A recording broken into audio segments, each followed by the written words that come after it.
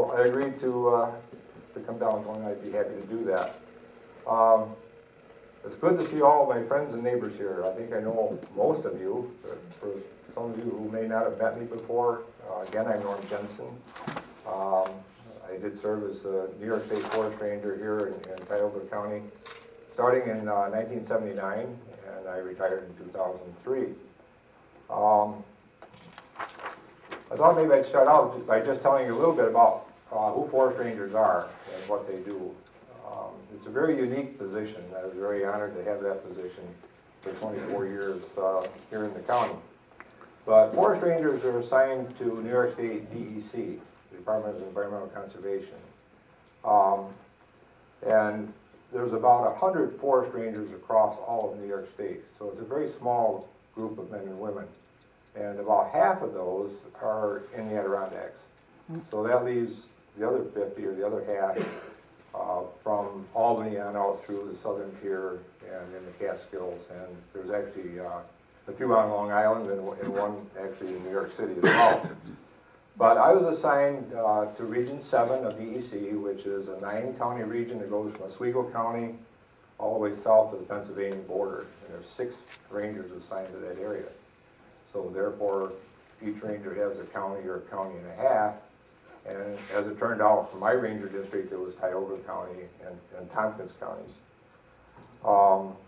In addition, in those 2 counties, there's of course lots of fire departments and emergency people, personnel that I work with, but also there's 40,000 acres of state forest land that I was responsible for in those areas. It's a very, very unique position, and I mentioned that there's only 100 people that fill that position, but they started back in 1885, so it's well over 100 years old. And they came into existence about the same time that the Forest Preserve was created in New York State. And forest rangers back then were actually called forest fire wardens, and I think they were probably put on by the state in response to the massive fires that they were having back then. It wasn't uncommon to have forest fires in the Adirondacks that would be 100,000 acres. Basically a slash and burn operation. They would log, and then what got left would get burned, and they had some real problems with erosion and so forth. And forest rangers were brought on, and they were basically there to fight wildfires and to organize wildfire fighting forces and capabilities in the Adirondacks. But as time went on, of course, the role has changed, and has changed quite a bit. But I mentioned that it's kind of a unique position. It's one where you have to be pretty much a self-starter. Forest rangers are assigned to their district. Their office is in their home. They're assigned a vehicle and their clothing and their equipment to do the job. The state pays for a telephone. And you may not see your supervisor for 2 weeks. My supervisor was a captain in Portland at the DEC office, and you didn't necessarily see your supervisor for a week or 2 at a time. So it was very, very unique. You had to schedule your own time. You had to be able to be a self-starter. You had to have the initiative to do the job and so on. So it was very, very unique. It's one of those jobs. When I first came on, I was told that you'd be on call 24 hours a day. You're expected to work 8 hours a day, but you had to be on call for the rest of the time if they could get a hold of you. And there was no overtime back in those days. You just got a salary and you were expected to do the job, which meant that you would respond to all the emergencies within your district, and you'd also patrol state land and respond to incidents that may have occurred a weekend or a night on state land. So it was very, very unique. You had to be a motivated person, and you had to be a leader, because a lot of times you'd be thrown into situations where you may have a fairly large incident that you had to manage.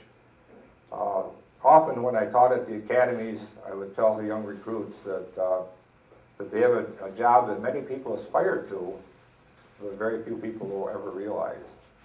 And I told them that because I can't tell you the number of times that I would be working or addressing a group, and afterwards somebody would come up and say, well, my grandson really wanted to be a forest ranger. Or they'd say, you know, I really wanted to be a forest ranger when I was a kid. And things just didn't work out, and as happenstance occurs, they just didn't become rangers. But it is a very unique job, and it's something that very few people really have the opportunity or are honored enough to be able to serve in.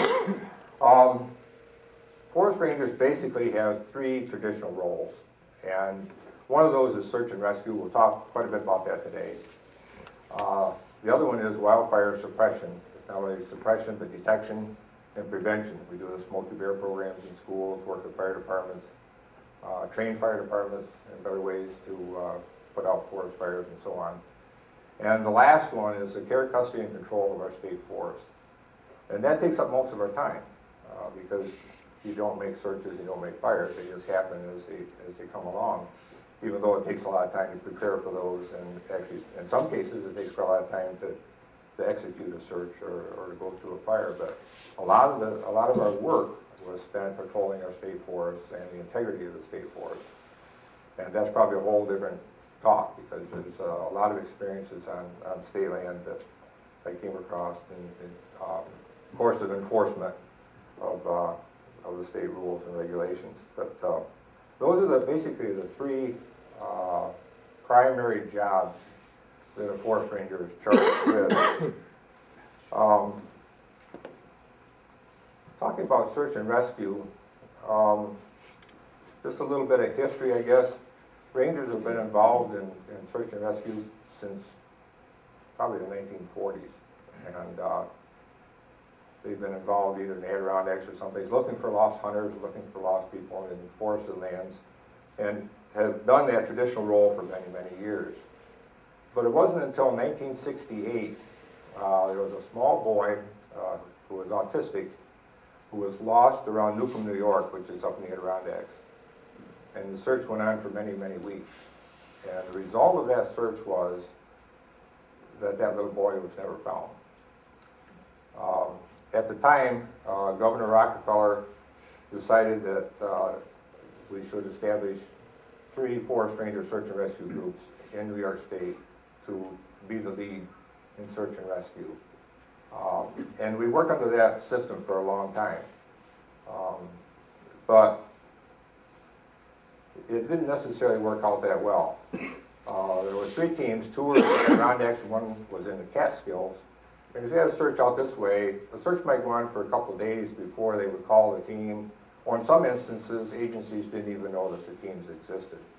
So they would continue to do a search the best they could until they did or didn't find the subject. And in many cases, even in my time, from 1979 into the 80s, we would get a call after the search had been going on for 2 or 3 days. And it was usually when all of the resources at home were exhausted. All the local resources were either spent or they didn't have any other place to turn. They would look to the rangers and say, don't the rangers do search and rescue? And then they would call in rangers, and at that time we would have to start really the search all over again, because every agency attempting to do their own search did it to the best of their ability. But the state police might be doing one thing, fire departments are doing something else, and maybe even another law enforcement agency, the sheriff's department might be working on their leads. No one really talked a lot, and I remember in the early 80s going on searches where the Civil Air Patrol was there, even Boy Scouts, and everybody kind of doing their own thing. The problem was that by the time we got involved, we're almost always looking for a body because so much time had elapsed. So it wasn't of anyone's particular fault. Every agency that tried to search did it to the best of their ability. And but there was a problem, and many times we wouldn't get called until it was really too late. So in 1984, which is not all that long ago, there was state legislation passed, which for the first time officially authorized forest rangers in the state of New York to establish and maintain and operate a search and rescue program in the state. And it also authorized the Rangers in the state to organize and direct the search operation. So for the first time, it gave the search operation an umbrella agency under which all other agencies would fall for search and rescue purposes. And about then, organization in the state, as far as search and rescue is concerned, started to pick up. Because Rangers would be called early on in the search, rather than 2 or 3 days into a search. Or in some cases, even a week into a search. I remember searches where it would be a week or more old before we'd get the call. And by then it was really too late. What the law did was it just provided some legislation which would allow all other agencies to fall in under this umbrella agency of DEC. And the forest ranger in whose district the search happened to fall typically became the search director or the search coordinator. And under the incident command system, they were the incident commander. But they helped to organize all other agencies, whether they were law enforcement, state or local law enforcement agencies, other search groups, canine units, aircraft, divers, whatever happened to be as a resource would fall under the forest rangers. And it actually helped a lot as far as getting things under control and documented so that we didn't have to research areas that had been searched previously. My involvement in search and rescue started pretty early in my career. Like I say, I came on in 1979, and I see Bob Barton sitting back here. He might be able to help me. But probably one of the earlier searches was right here in the village of Candor. And we had a search for a boy that was lost, and it seemed like it was the middle of the night, but it probably wasn't the middle of the night, but 11 o'clock or 12 o'clock or something like that. And he was actually found over here in the laundromat, and it wasn't a very long search, a couple hours, and the boy was found, and everything was good. But we went back to the fire station, and Jim Hollenbeck was chief, and of course, firemen are kind of winding down, and the search is over, and so forth. And they kind of asked, what do you do on a search? How do you organize a search? What say we hadn't found this kid in an hour or two? And all the rangers, this is early '80s, even before this legislation or anything, when it was really difficult sometimes to get all of the agencies to fill in and fall into place and make an actual search. But at that time, since way back in the Rockefeller days, rangers had been doing searches, and we had an organization as to how to go about it. We were all trained how to do it. So we kind of talked about it that night, and really got me to thinking about this organization is really a very, very important part of the search. What's so important is that usually you're dealing with a time constraint, and it's usually a life or death, or it can be a life or death incident. And it's also the classic mystery. You have a search, you have all of the unknowns, plus you have that shroud of the fact that it could be life-threatening to the person who's lost. So that was really early on. I started thinking about that, and then wasn't too much long after that. We had a plane crash in the town of Owego on New Year's Eve, and I got called on New Year's Day, and as is typical, the phone would ring, and you're just about ready to go to your family party or something on New Year's Day, and we had a search. And as it turned out, this guy was headed for Broome County and came from Newark Valley down through clipping trees through the state land over there at Oakley Corners, and actually crashed south of the state forest. But the county here in Tioga really got to thinking about search and rescue. There's all kinds of searches, from people to aircraft, missing aircraft, and people that have drowned and so forth. But it really got the county thinking about search and rescue. And what it did, I think, for me was that I really could see why it hit home that search and rescue was really my highest priority as a forest ranger, even though we don't spend a lot of time at it. When it hits, or when somebody gives you that call, you have to be ready to go, and it's a very, very important mission, and in every sense of the word, a search is a true emergency. So I got to thinking about it, and since that time, they're back in the early days of the 80s, but since that time, I guess I probably served on hundreds of searches, or at least had direct knowledge of hundreds or even more, and have probably worked on searches in every capacity, from being the incident commander on a large search to just working in the field as a crew member on a search crew. So I've had the whole gamut of experience since that time. But those early days, I really decided that we had to take search and rescue extremely serious. And I think that from that point on, certainly search and rescue became a real important part of my life and my job as a forest ranger. In 1983, and this is just shortly after that crash that we had down in the town of Owego,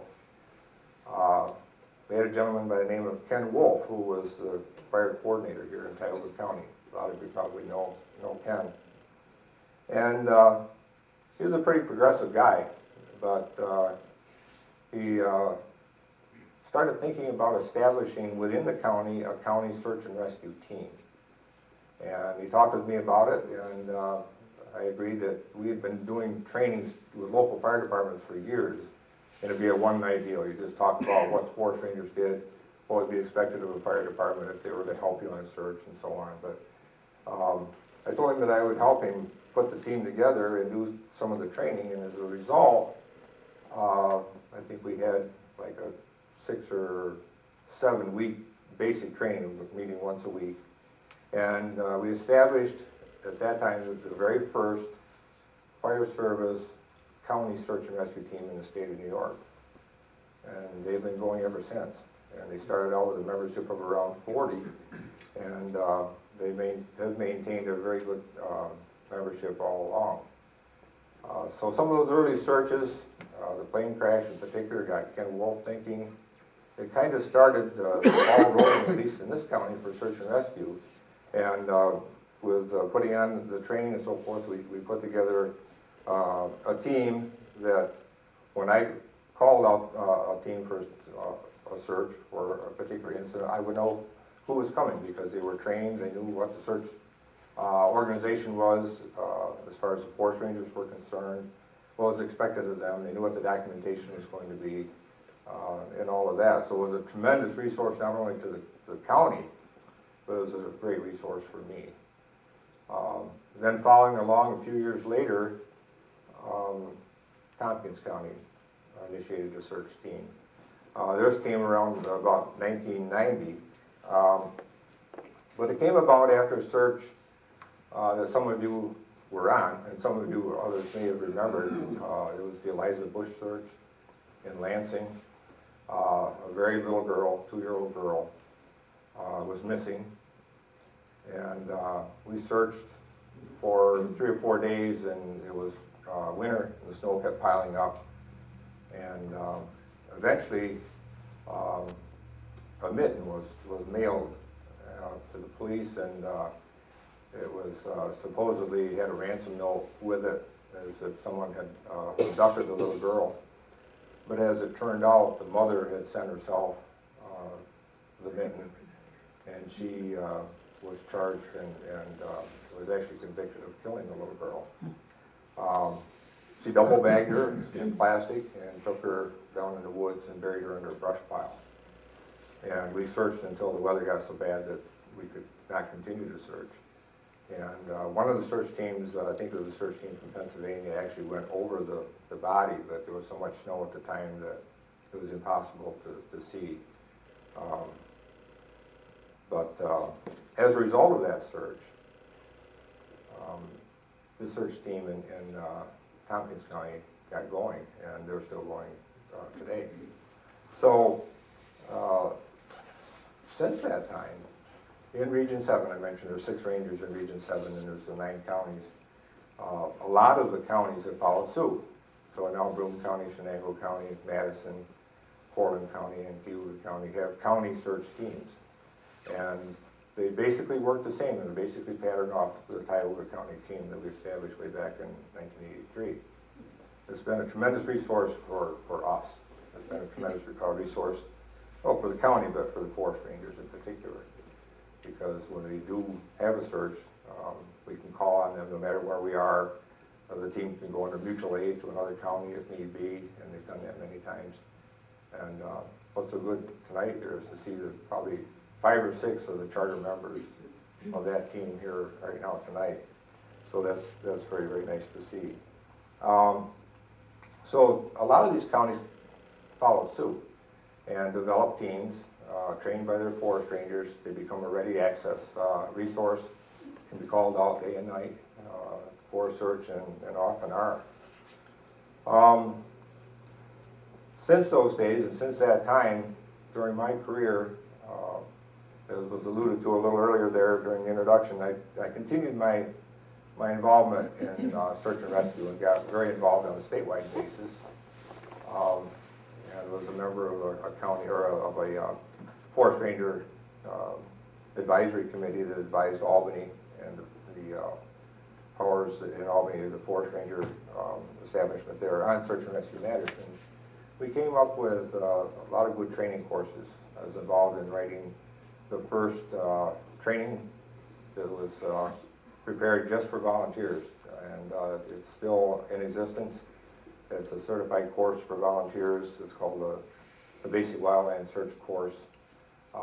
Thousands of people across the state of New York have taken the course, and it's been a real good resource for all of us. And it's a real good resource to the people of the state of New York, because there's trained people all over the state to assist. And since that time, I was involved in coming up with some new techniques. There was a time when we only had a couple of techniques for searching. One was like a hasty search, we call it the type 1, where the first thing you do is start checking all the obvious places where a person might be lost. You go down the streams, check the woods roads, and take ATVs out any trail that you might have, check the forts and the tree houses and the tree stands and junk cars and all that. If you don't find a person there, you go into a real intensive search, which takes a lot of time. And we call that the intensive, and now it's called a type 3, but it's a very intensive grid search, where it takes a lot of manpower and a lot of time. You get 100% coverage, you don't have any duplication, but somebody could be outside of the search block and die before you get there.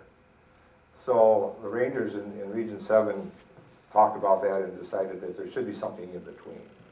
And we came up with an intermediate search technique called a Type 2, and a Type 2 modified, whereby you can take a big block of land, you can take a crew of people, send them through relatively quickly, calling the person's name and hope that you intercept them before they either expire or they move out of the area. So that's been adopted by the state, is taught to all the rangers, and is being utilized today as well. And of course, I was always involved in the training of new forest rangers and in-service training to the rangers that are working at today. As a growing expertise, as rangers became more proficient and we started getting county teams involved, we started to see an increase interest by law enforcement in the type of searches that we were doing. So we were often called upon to do fugitive searches, because the same techniques would work for fugitives as well. Typically on fugitive searches, it would be just law enforcement personnel, forest rangers and armed police that would be involved on a fugitive search. But evidence searches are very much like any other search. And as the local law enforcement agencies around the counties became more familiar with what the county search teams could do and what the rangers were doing, they called on us more and more to do just evidence searches. And in fact,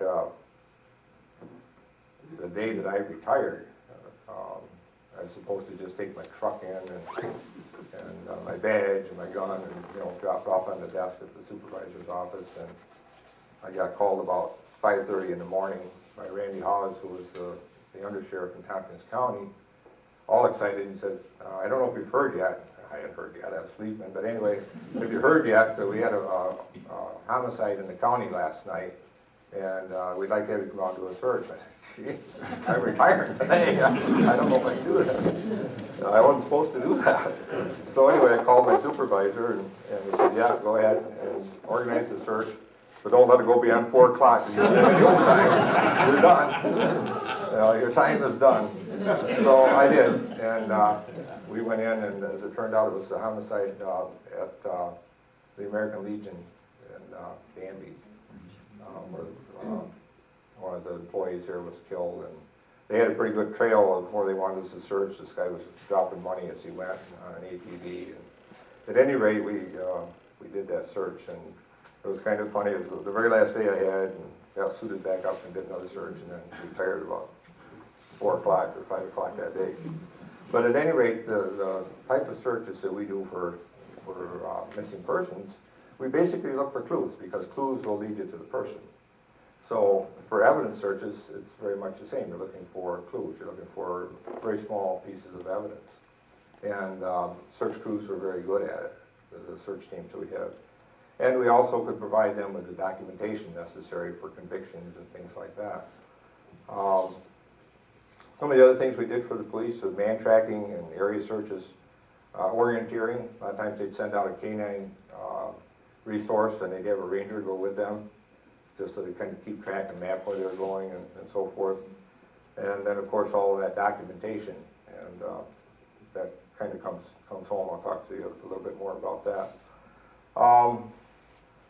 Tell you a little bit about some of the searches that I got involved in, and some of the folks here got involved in. That I mentioned the Eliza Bush search in Lansing. That kind of kick-started the county team up there in Tompkins.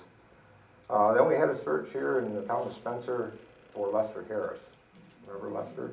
Mm-hmm. That was a search that went on for 2 or 3 days, and again it was a search for the sheriff's department, a police agency. Mr. Harris had been supposedly involved in a shooting where he had killed his daughter, and they were looking for him as a suspect. And the result of our search was that we didn't find him. And the sheriff's department went from here to Texas, I guess, in Florida, looking for him before he was finally found 3 or 4 years later up on the hill where we had searched, and he had apparently committed suicide there. And the way that we search is that we take, especially in this intensive search, a group of people, run them through a block of land that we call a search block on a diagonal, like a 30-degree angle. And the last person in the line puts out a string. And it's just a cone of string that's got miles of string on it. They thread that through the woods so that when the crew turns around, they come back on that string line. So there's really no duplication, and there's no area that's missed.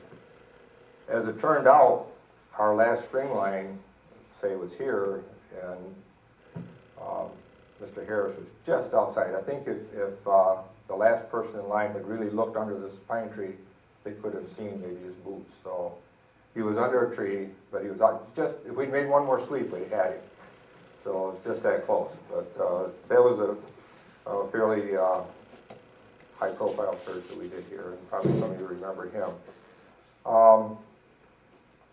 Then another search that was really a very sad search that I was on, and I'm not sure that we had anybody here on the search because it was basically a police search.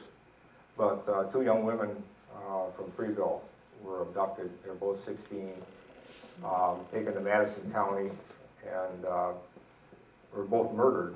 But it was a horrific crime, and we spent weeks and weeks there working with the state police on that search. For every time we search a block or search a roadside, we'd find new evidence.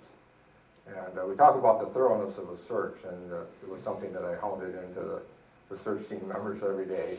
Every time we talked about looking in 6 directions, you look forward, backward, to each side, and you look up and you look down.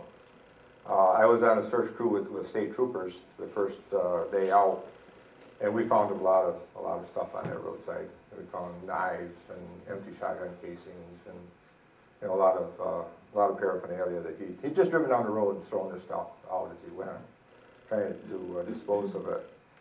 And we searched that roadside 5 times.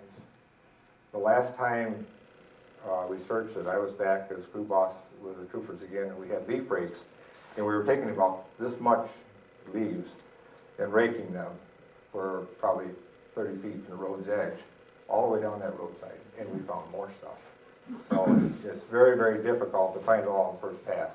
But it was fall, and the leaves were continuing to fall, and it was a very difficult, hard search. But as it turned out, in this case, the subject actually hung himself in Tompkins County Jail.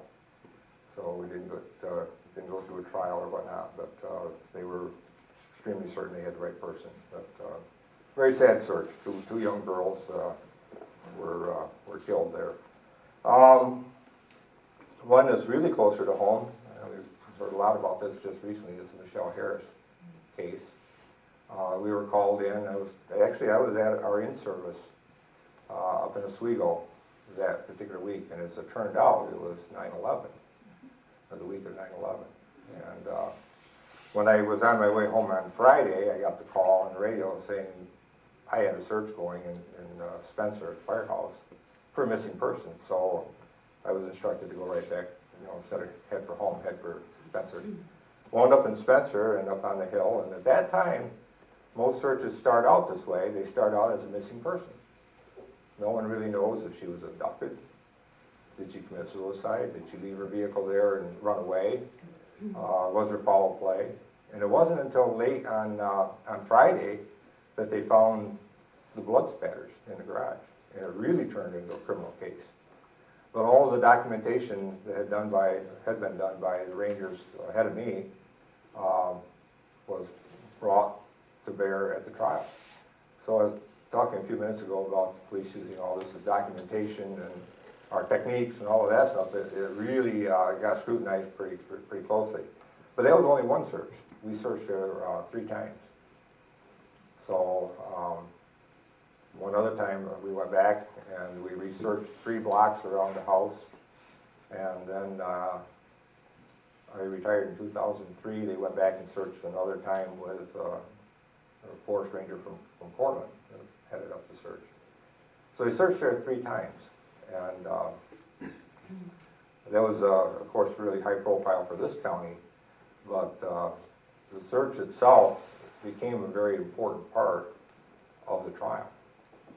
All the documentation of what was done, the blocks that were laid out, and in this case, there were a lot of folks right here tonight that were on that particular search. Members of the county search team that participated on that and were part of seeing that particular case to a close. So that was really a pretty high profile case as well. Just a couple others here. Sarah Ann Wood, remember the little girl? She was lived up along the Mohawk. She was abducted and was missing, and she's still missing. But as it turns out, the person who was charged with her killing also killed a little boy and left his body in Newfield. And I was working deer season. It was just the beginning of deer season. I was working with a conservation officer. Got a call from my supervisor to get a hold of state police, and I did, and had to go immediately to Newfield and search this block where Hunter had found a little boy who had been abducted and left in the woods there. So that was another one of those. That was a fairly statewide search. It went from the Adirondacks up on Sagamore Road all the way down here. In fact, the search team in Tompkins County did some work over in Richford. We got a lead that someone had actually witnessed a van stopping that fit the description of this person that was supposedly the abductor, and that they heard a child screaming, and they went up into the woods and so forth. Anyway, we searched, we didn't find anything, but that was right on Route 79 here in Tioga County. So some of these searches that seem like they're a bit of a ways from us kind of hit home once in a while. We've been involved with a lot of those. And I think probably the most rewarding searches are those where you have little kids that are found and they're found well. They had one in Tioga Center one night, and I think some of the folks search, but it was really rewarding when you can find a little kid standing in the woods in the rain and bring them back to their parents. And it kind of makes up for all those that are not so good. Because sometimes searches are not always, don't always have a happy ending. I was just talking to Pat and Tim Ferris back there, the Heritage Canine over Van Etten. Just came back from search today in Penn Yan, and there's one that I happen to have heard about, or I had heard about over the weekend, a missing woman. She's still missing. But it's pretty serious. In the middle of the winter, lady walks off and it's just vanishes, disappears. So those are the kinds of things that we got involved with. I never knew in the middle of the night when the phone rang what it would be, and we went from 0 to 60 in a hurry when the phone rang. It was 3 o'clock in the morning because I knew it wasn't any of Leanne's friends, so it had to be for me. And I know one time I did that, I jumped out of bed, and of course your feet hit the floor and you're automatically thinking, just like when I got that call the day I retired, immediately you have to gear up from, I'm done today and I'm just supposed to take my stuff in to being on a search. I got this call about 3 o'clock in the morning, and you jump up and your feet hit the floor and you grab the phone, and somebody on the other end says, "Can you tell me when the pheasant season opens?" And I quickly, being who I am, I guess, thumbed through the manual and said, "Okay, this is when it is." And I guess I was telling my supervisor about it, and he said, "Well, God," he said, "why didn't you just tell me, yeah, I'll take your name and your phone number, and I'll give you a call when I get it." And then the next night, or 2 nights later, about 3 o'clock in the morning, "Yeah, I just found that." It's in October. But you never know. The phone still rings at home, but I know it's not for me. So, but typically it would be. And the phone would ring any time of the day or night, whether you had something planned or not, and you were expected to go. Times have changed a lot for the forest rangers. The Federal Fair Labor Standard Act kind of kicked in. They said you can't be just making these guys work around the clock for no overtime. So when overtime came along, then the supervisors decided that we had to start watching time. And it did make the job a little different, but it's still probably one of the most rewarding jobs that a person could have in state service. There's a lot of flexibility and there's a lot of freedom to pursue the kinds of interests that you have. I worked real hard in the field of search and rescue because I felt strongly about it. Others work very strongly in law enforcement because they become our law enforcement instructors, firearms instructors, and things like that. Others go out west on the major western fires. They love going out, and they're certified in the incident command to be plans chief or whatever on one of these major fires, and they love doing that. So you have the opportunity to specialize and do what is really important, at least important to what you think is important. And I think as a result of the state search and rescue program, the state conducts about 200 searches a year, searches and rescues. And probably thousands of lives have been saved by the search program that the state forest rangers have. It's always interesting to listen to the guys from the Adirondacks because their searches are a lot different than ours. They use helicopters a lot more. Cell phones have made a big difference. People call from the top of Marcy and say, "I've sprained my ankle." They didn't used to do that. It would take days for somebody to walk out and say we got somebody up there that broke a leg or whatever, and then another day to walk in and get them. But now they call and say, "I've got a problem," and it's instant. And we do partner a lot with the state police up there, using their helicopters to area back people out. And searches up there are in the big woods. I've been up and I've had some experiences on searches up there, and it's different than here. But basically all the principles are the same. We operate under the incident command system, which works out real well. But I think probably thousands of lives have been saved. There's probably nothing more rewarding than to have a successful search. For the search team members, or even for myself as a forest ranger in charge.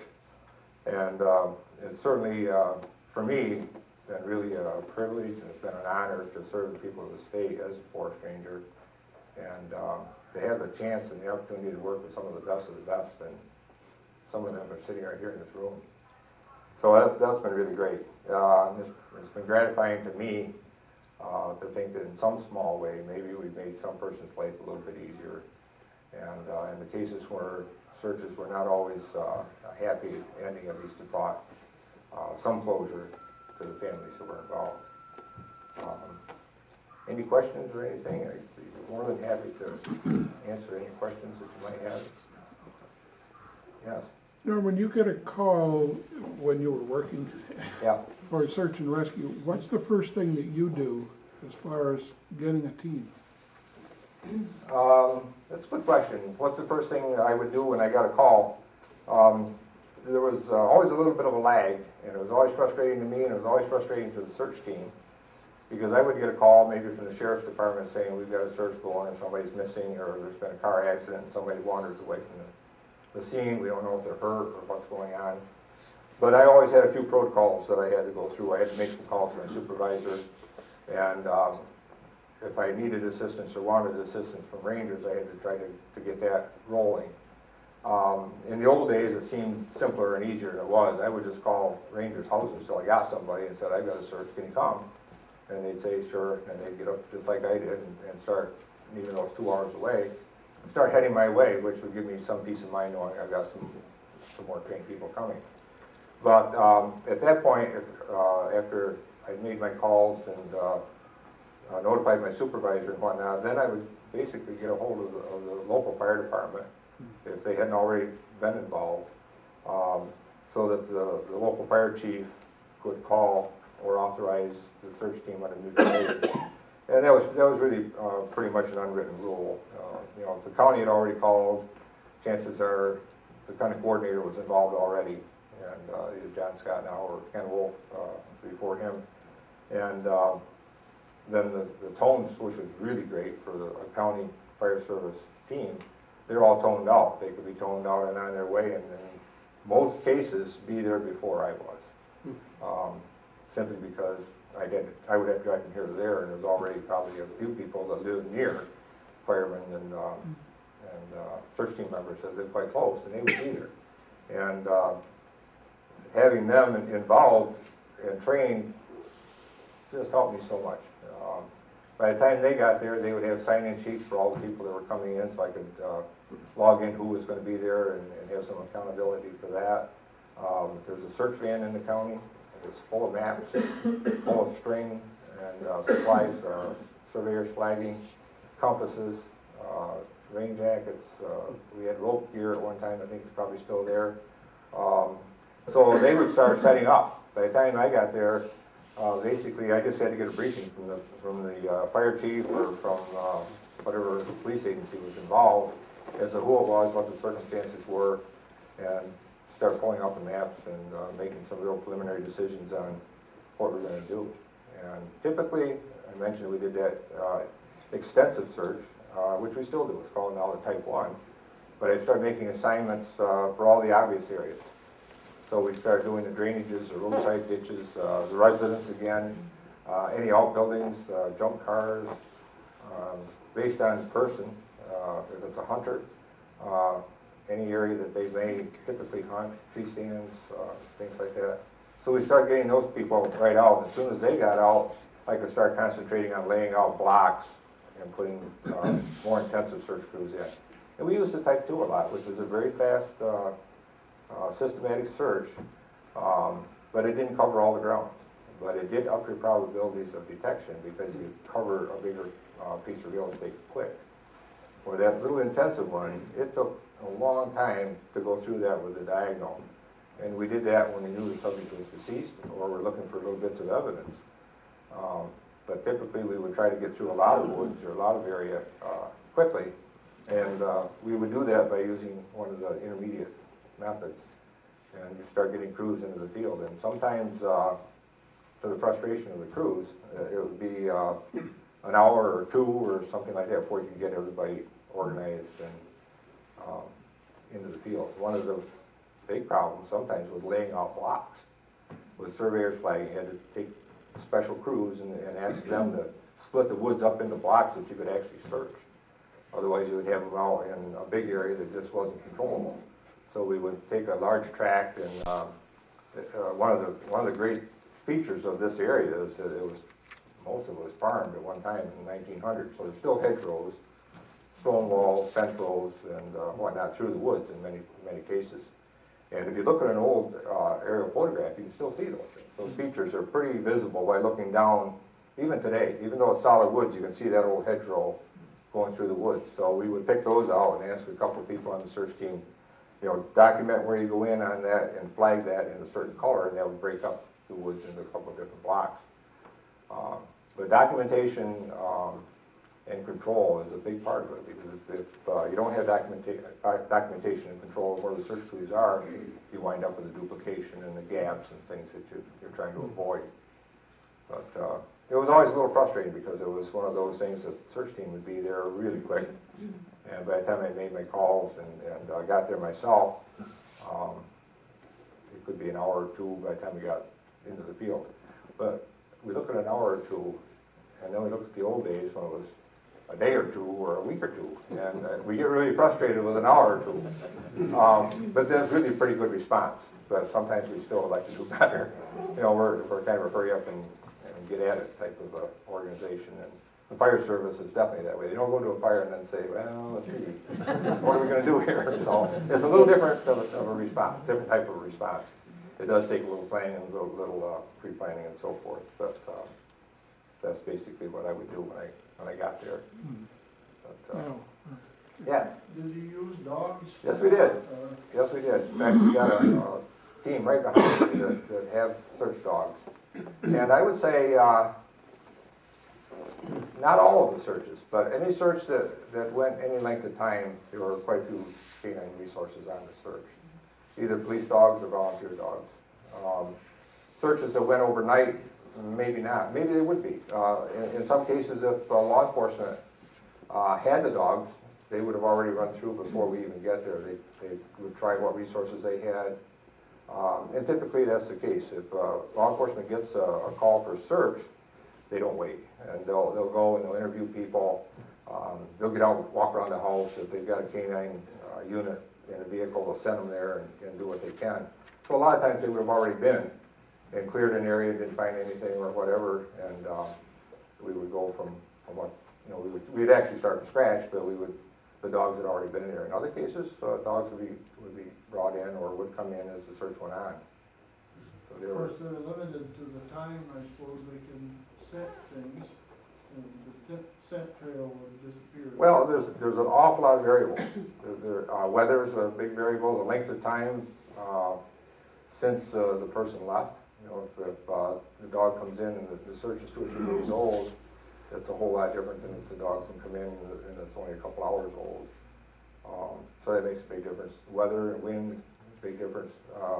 Capability of the dog is a huge difference. A lot of times we'll find the law enforcement dogs are great for drug detection, officer protection, and things like that, and tracking, man tracking. If they're on a hot, like a escaped felon or something, they're right on that trail. But on a search, they just don't have the experience doing a cold search that's 2 or 3 days old. So their capability might be different than a unit that's just a search dog and that's all they do for a living is search for people. So there's a lot of difference in capabilities there. I also think there's a lot of difference in capability of handlers. Handlers that, and I don't want to pick on the police, but in many cases, law enforcement have the dog for drug detection and for officer protection. And the handler may not necessarily read the dog correctly when he sees the dog making a find or making an alert, not reading it correctly. And then we've seen that in some cases where the dog is pulling this way, but the handler decides, no, I really think that we ought to be going this way, and he actually finds the subject in that direction. So it does happen. But there are other resources, definitely a resource that we use. Yeah. Were you often called to assist game protection officers? Uh-huh. Yep, a lot. A lot of my time, it's kind of it's one of those things. I used to get a lot of questions. What's the difference between a forest ranger and a conservation officer? they both look alike, they both got the same uniform, they're both armed, they're both police. What do they do that's different? In fact, we send them to the same academy.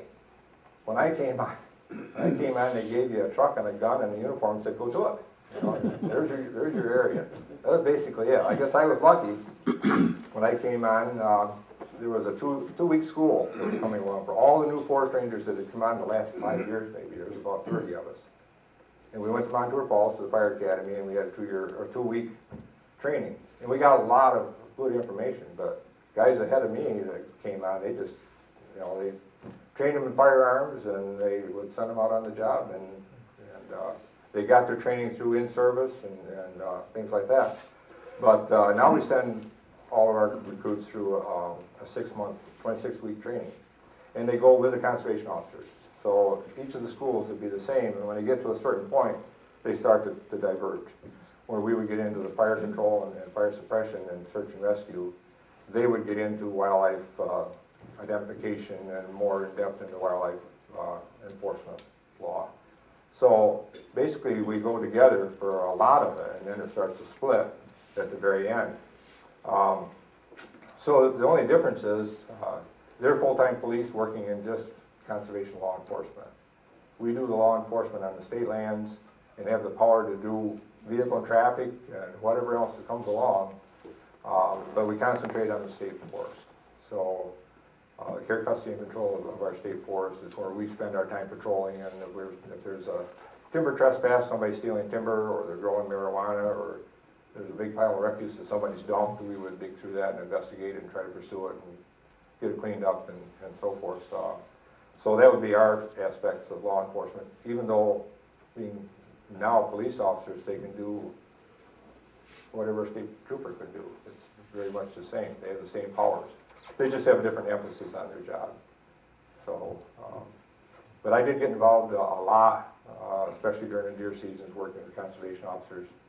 In fact, during the deer season, I would spend my day just riding with one, so there was 2 people instead of 1 in a car checking. You know, if you come across a group of 6 or 8 hunters, it's just that much easier to look through their licenses and get them on their way than if one person does. So I worked with a fellow out of Tompkins County quite a lot during the deer season, but I worked with all the ones in Tioga County as well.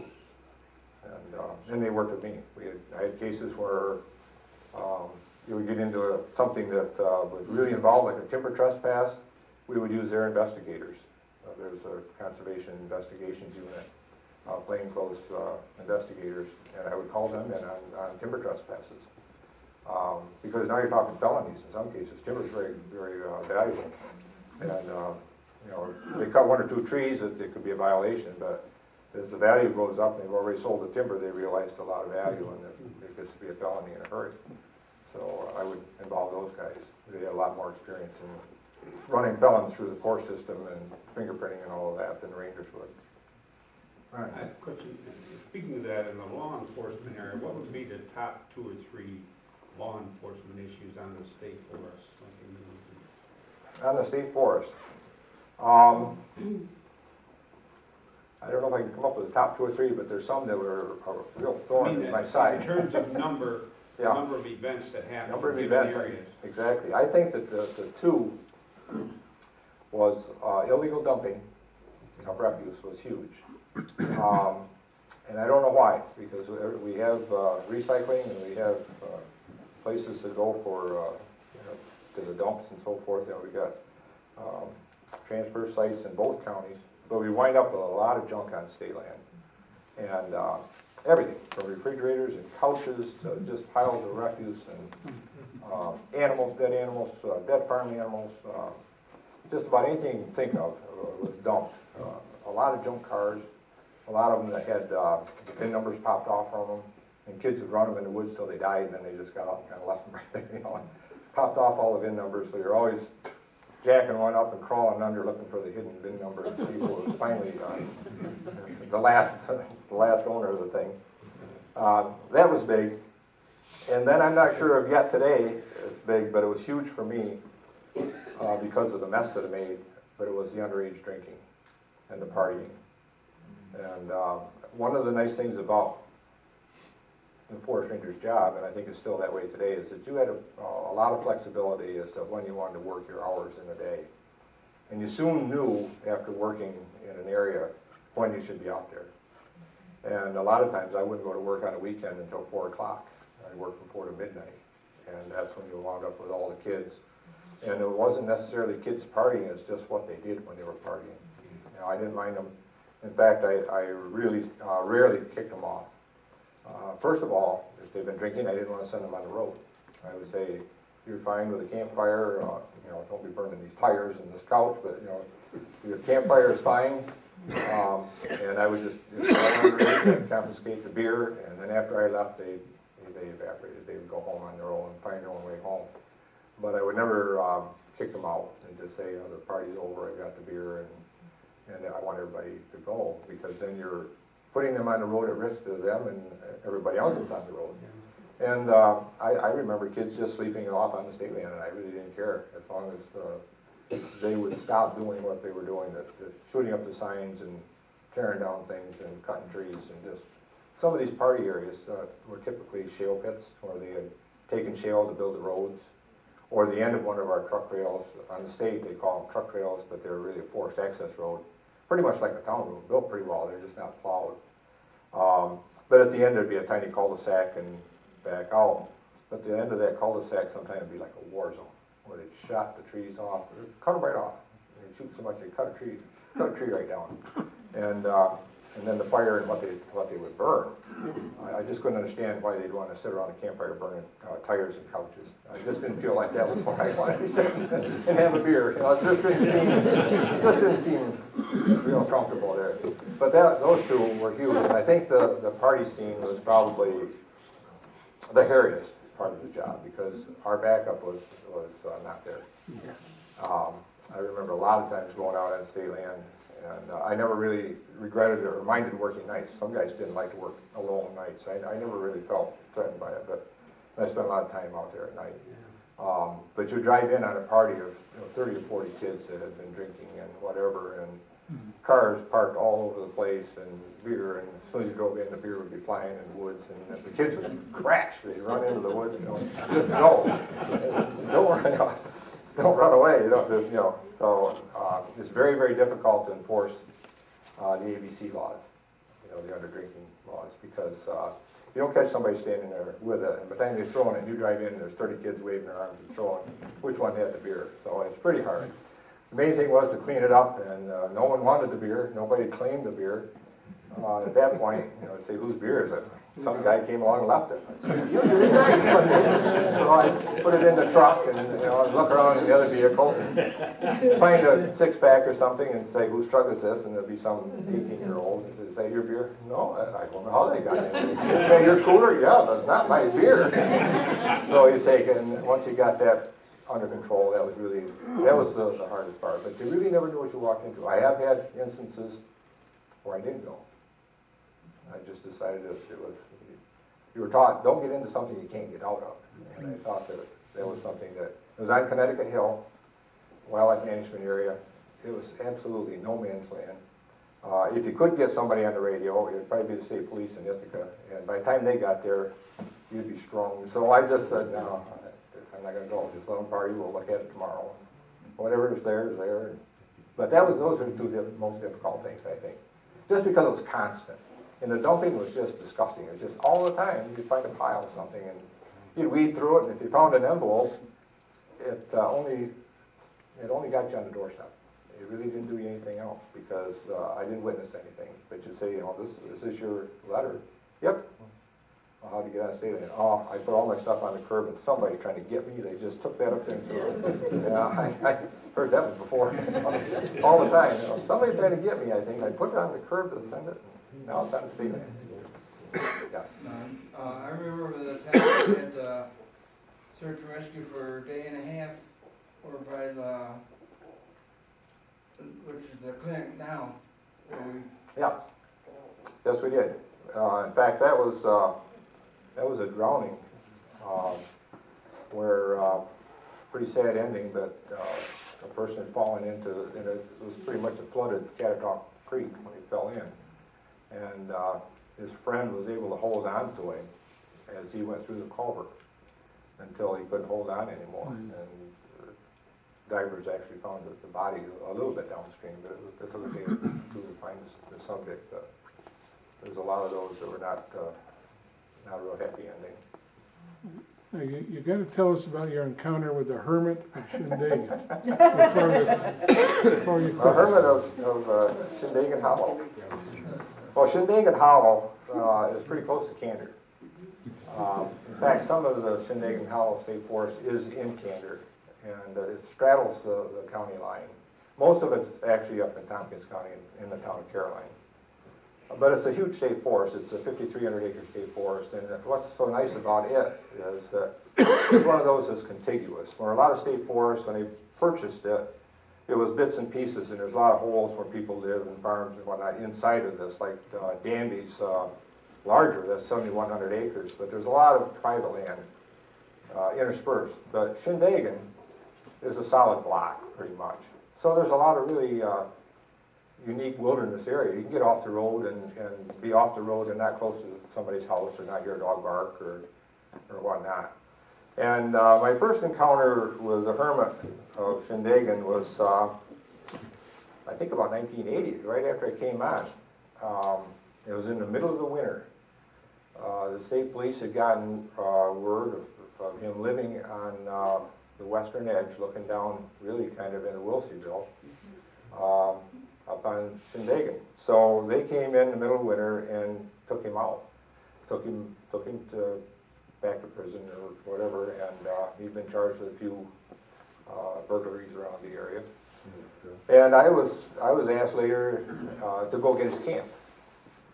So in the spring, I had an assistant, a young guy who was a forestry technician, and we went in with a pickup and we took out his camp. And what he had built, when I was a kid, I had a little wall tent. The walls were about this high, and it was canvas, and it was probably about a 6x8, maybe, double flat, and a peak roof. And he put that on a platform and actually raised the sides up a little bit, and then set up the tent. So he had sidewalls that were up a little bit higher. But what a mess, there was just old sleeping clothes and bags and just junk and stuff that he had, and typically supplies that he had stolen, things that he was going to use to live there. So we cleaned him all up, took all that, and we thought things were over with for a while, and they were, till about 1997. I got a call from the Caroline Highway crew, and they were coming down Braley Hill Road, which I think in Canada would turn into the Bush Road or down that way. And they had seen smoke off in the woods in April. And they thought, maybe a turkey hunter, maybe somebody out scouting started a little fire and left it. They walked in and saw a bearded man standing in the middle of this clear cut. What a jungle of berry brush. And it was kind of like a Scotch pine blowdown, where it just little saplings of pine that had tipped over and had grown up to little pucker brush and briars. Just kind of a mess. Looked down in there and saw this guy, and he just ducked away and disappeared. So they decided that it wasn't just a turkey hunter. So they called me, and I went up to the highway department there in Brookendale and talked to the guys, and they told me right where it was. And this is one of the cases where I got a couple of the conservation officers to go along with me, and we wound up walking in and found Mr. Krause,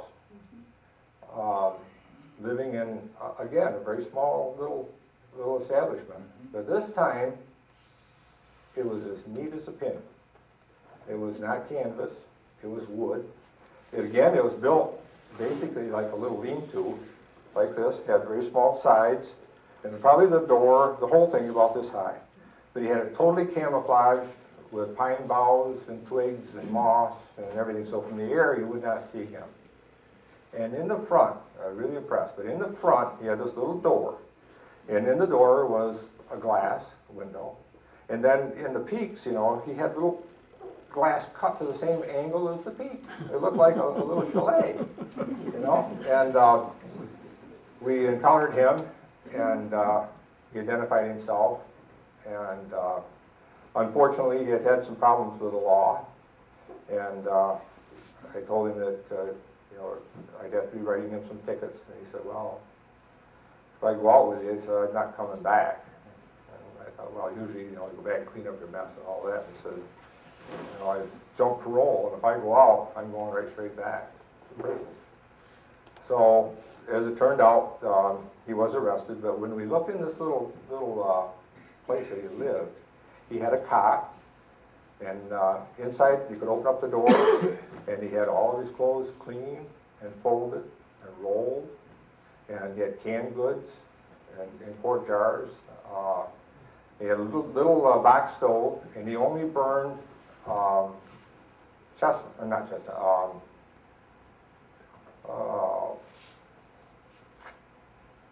locust, black locust, dead black locust, because it didn't smoke. So he had everything cut in small little pieces. He had these little round pieces of locust. There's a lot of dead locust around there. He was just cutting. He had a little bird feeder out there. Chickadees are all hopping around there about shoulder high. And finally, of course, we had taken him out, and we went back to look through his inventory, everything that he had, and so on. And under a pile of brush, he had 22 Magnum with all of the serial numbers neatly pounded out of it. And that was in an inner tube that he had been able to seal both ends of an inner tube, shove it under the brush so if it got wet, it wouldn't hurt the firearms. And then for his supplies, he had 5-gallon pails, like just a spackle pail or something, you know, and then he had a cover on it. He buried that in the ground and put moss on top of all of the pail tops. So when you put the top on, if you looked at it from the top or from the air, you wouldn't see it. You could fly over him and you wouldn't even know he was there. And it took a lot of looking just to find all these little 5-gallon pails, but they had his ammunition and all that stuff in there. And he had a bicycle. He traveled, and he did get out, and he had a network of people that he would visit, and I think would help support him a little bit there. But he was neat, he was clean, and he was quite a character. He really was. He was just kind of a neat character. You couldn't help but admire the guy, even though he was a felon, a convicted felon. He'd been in prison. He came out. He didn't want to go through the parole process, so he jumped parole, told his parole officer he wasn't coming back and didn't. And he went back to the woods to live. He was just born 100 years too late. You know, but he was a real unique guy. I ran across him one more time. I was on a search, and we were looking for some kids on the Finger Lakes Trail, and they were just missing. So we were trying to intercept the roadsides to see if we could find a car or something. And I went back on the Finger Lakes Trail, up around Yaple Road, Blackman Hill Road, Tompkins County, and there was an old cabin back in the woods. And I went back in, lo and behold, there was Mr. Krause. And he had permission this time to live there, but real neat guy. Had some real court experiences with him, but he was a real character. He had a court-appointed attorney that didn't necessarily turn him on, and he let us know that. But, so he was a character, and we ran across a few of those. But, yeah. If someone were contemplating a career as a forest ranger today, what credentials should they have in their back pocket before they even ask for the application?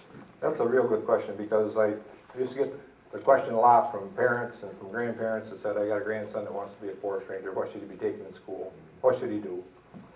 And typically, it's a civil service job, so you have to take an exam to qualify.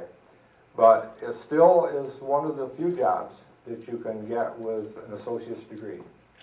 A bachelor's degree is better, but with a 2-year degree in any of the natural resources will qualify you for the exam. So if someone takes the Morrisville Forestry course or the Finger Lakes Community College natural resource course or anything at ESF, as long as it's natural resources, you couldn't go in with strictly a 4-year degree in chemistry and qualify for the exam. But if you have any natural resource degree, a 2-year degree, or a 4-year degree that has 60 hours of natural resources incorporated into it. So you may have a degree in in psychology, but if in your past college you took 60 degree credits of natural resources, that would qualify you to be a forest ranger. So you take the exam, get on the list, take the physical, and go from there. And it's not impossible. Since I've come on, the force has changed quite a bit. There's probably, I said there's 100 people, maybe 10 of them are women. So when I first came on, there were none. There had been a couple, and they had gone on to something else, but now so it's open to anyone, really. And how many of those that start as a first professional position retire from ranger? All of them. Oh, okay. For those who start usually stay. Yeah. We've lost a few. I can remember a couple who, one quit to become a surveyor, but basically the ones that I remember going through the academy and so forth have stayed on.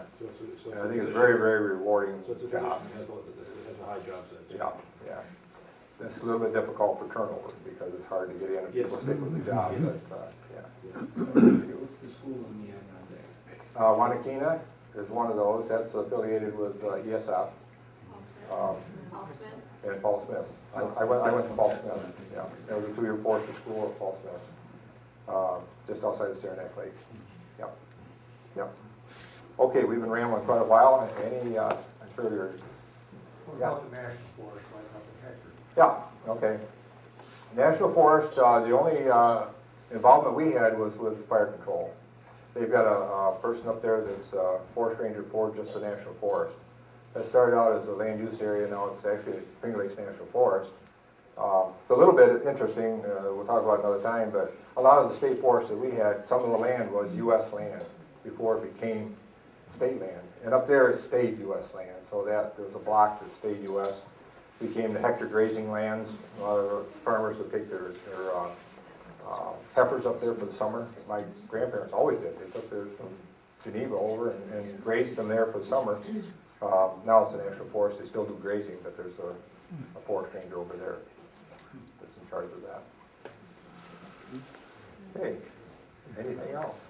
Marijuana. Marijuana. That's a crop that we find growing on state land quite a lot. It's one of those things that the growers go to great lengths so that you will not find it. But occasionally you do. Rarely do you find the person who's growing it. I've only had a couple cases where I remember walking in on the gardener.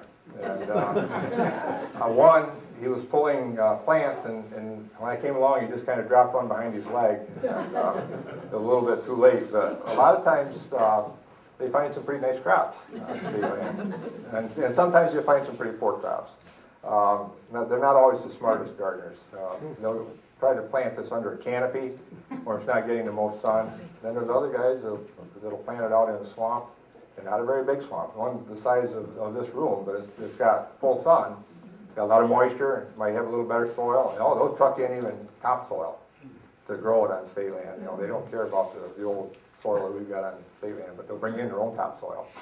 So you just find potting soil and stuff like that. I found a greenhouse once where they're growing their little plants under plastic real early in the spring so they can get a jump on it. And, but it's really hard unless you stake it out and you sit there day after day to really catch them. You usually wind up with a truckload of marijuana. A couple of little stories like that. I pulled up some from right up by Camp McCormick one day on my weekend. And I took it into the Cortland office and I hung it. We had a couple of equipment cages downstairs and I hung it in there. And Monday morning I got a call from my supervisor. The captain said, "Did you bring in that marijuana?" "Yep." "Well, get in here. It's got the whole office stunk up." It just went right up through the whole place. So it's got a real strong flavor and smell, and it's sticky. And you can handle the stuff. And it went right through that office. We went up and we burned the stuff. So another time I had a plant, and I only found one plant. But it was a nice big plant. And I put it in my toolbox in the back of the truck. And it rode there for a while. Then I got a call to go to an incident in Albany. I can't go to Albany with this marijuana plant in the back of my truck.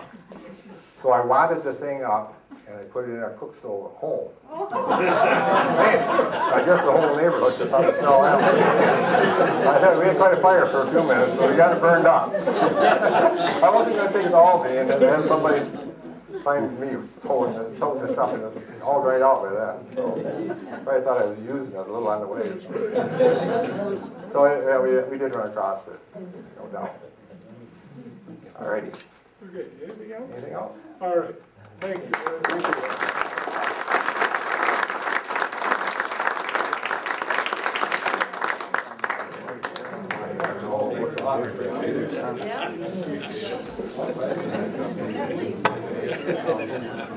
I didn't see you.